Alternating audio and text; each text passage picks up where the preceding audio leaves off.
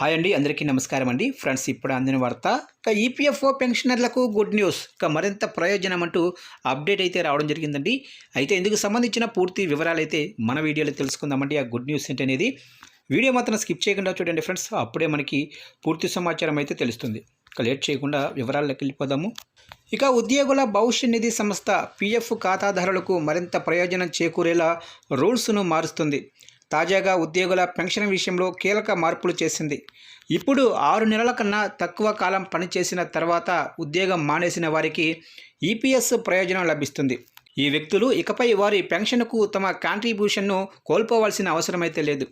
EPS నిబంధనల ప్రకారం పదవీ విరమణ నిధి సేకరణ సంస్థ గతంలో జీరో కాంప్లైంట్ ఇయర్ ఫలితంగా 6 నెలల్లోపు ముగిసిన ఏ సర్వీసునైనా పెన్షన్ పొందడానికి అవకాశం కల్పించలేదు.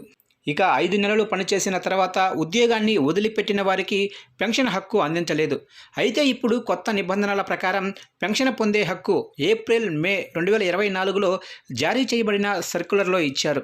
ఒక వ్యక్తి 1 నెల సర్వీసు పూర్తి చేసి ఈపీఎస్ కింద జమ చేసిన అతను ఈపీఎస్ కింద పెన్షన్ పొందేందుకు అర్హులు అవుతారని ఈపీఎఫ్ఓ స్పష్టం చేసింది. ఈ మార్పు చాలామందికి ఉపశమనం కలిగించబోతుంది. ముఖ్యంగా బీపీఓ, లాజిస్టిక్స్, కాంట్రాక్ట్ సిబ్బందికి ఉపయోగకరంగా ఉండనుంది. ఇది యువ ఉద్యోగుల ఉద్యోగ ప్రయోజనాలను కాపాడుతుంది.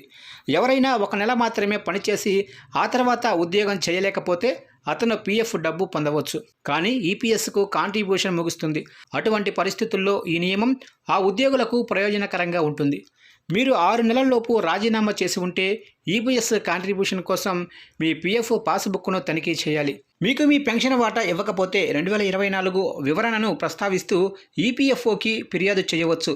దరఖాస్తు చేసుకునేటప్పుడు మీ పాస్బుక్ స్క్రీన్ షాట్ లేదా పీడిఎఫ్ని సేవ్ చేసుకోవాలి.